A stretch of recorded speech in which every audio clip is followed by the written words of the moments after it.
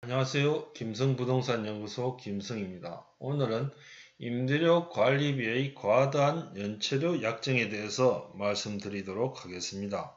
우리가 일반적으로 상가 임대차는 개인 간의 어떤 계약입니다.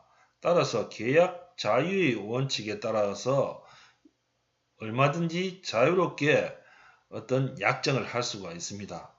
자, 그러한 상황에서 임대료를 임차인이 연체를 하거나 관리비를 연체했을 때 과도한 어떤 연체료를 약정했을 경우 이러한 경우는 어떻게 처리되어지는지 말씀드리도록 하겠습니다. 자, 우리가 보통 보험 계약도 마찬가지고 어떤 큰 임대 관리 회사를 대상으로 임차인이 계약을 할 때는 보통 어떻습니까? 그 표준화된 계약서가 있죠. 그죠? 그 계약서에 이렇게 부동 문자로 이렇게 약관들이 정해져 있습니다. 예를 들어서 임차료를 연체했을 때, 관리비를 연체했을 때, 예를 들어 연 몇 프로의 이자를 가산해서 납부한다든지, 그죠? 자, 이러한 경우는 이렇게 부동 문자로 이렇게 약관들이 적혀 있었을 때는 실제로 임차인들이 그러한 내용들을 자세히 읽어보지 않고 보통 이렇게 계약을 하는 게 일반적입니다. 그런데 나중에 어떤 관리비라든지 임대료가 연체되어졌을 때 지나친 연체 이자 때문에 이게 문제가 되어지는 경우가 많이 있습니다. 자, 우리가 지금 법정 최고 이자가 연 24%를 초과해서는 안 된다고 되어져 있죠. 그죠? 그래서 이자 제한법에 의해서 개인 간의 어떤 거래에서도 연 24%를 초과해서는 안 된다는 겁니다. 그럼 연 24%를 초과했을 때는 이러한 계약 자체는 어떻습니까? 무효가 되어지고 또 어떻습니까?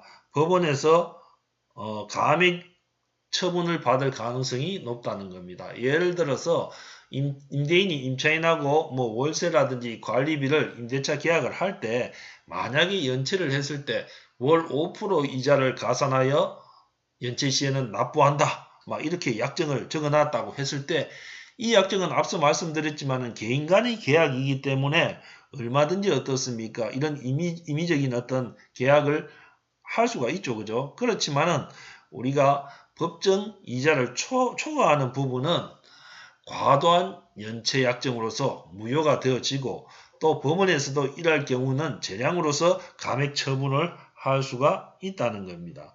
따라서 우리가 뭐 월 5%라고 했을 때는 12를 곱하면은 연 어떻습니까? 60%나 되잖아요. 그죠? 자, 이럴 경우에는 지나친 어떻습니까? 연체 약정이기 때문에 무효가 되어진다는 겁니다. 따라서 임대인이 요즘 불경기이기 때문에 임차인들이 월세를 계속 미납하는 경우가 많이 있죠. 그죠? 그래서 이렇게 미납을 할 때를 대비해 가지고 계약서에 이렇게 연체 약정을 하는 경우가 간혹 있습니다. 따라서 이런 연체 약정을 할 때 연 24%를 초과해서는 무효가 될 수가 있다는 거죠. 그럼 24% 범위 안에서는 어떻습니까? 유효가 될 수가 있죠. 그죠? 그러면은 초과락하는 게 24%를 어떻습니까? 넘어서는 거 아닙니까? 그죠? 그럼 24%까지 가능하다는 거죠. 그러면 월 2% 정도의 연체 이자를 어떻습니까? 가산해서 연체됐을 때 임차인에게 부담시킨다 하는 약정은 가능하겠죠. 그죠? 예를 들어 60만원 월세일 경우에는 어떻습니까? 월 2%는 12,000원이죠. 그죠? 그러면 한 달 연체할 때마다 12,000원씩 연체 이자를 임대인에게 납부한다. 뭐 이런 약정은 24%를 초과하는 범위가 안 되기 때문에 가능하다는 겁니다.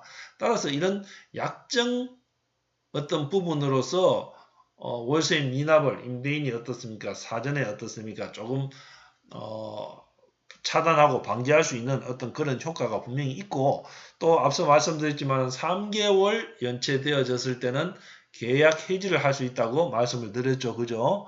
따라서 3개월이라 하는 게 이렇게 연체되어졌을 경우에는 임대인은 어떻습니까? 계약 해지를 통해서 이렇게 계속적으로 어떻습니까? 연체가 되어지는 어떤 그런 부분을 미연에 방지할 수도 있다라는 말씀을 드리도록 하겠습니다. 감사합니다. 다음 시간 뵙도록 하겠습니다.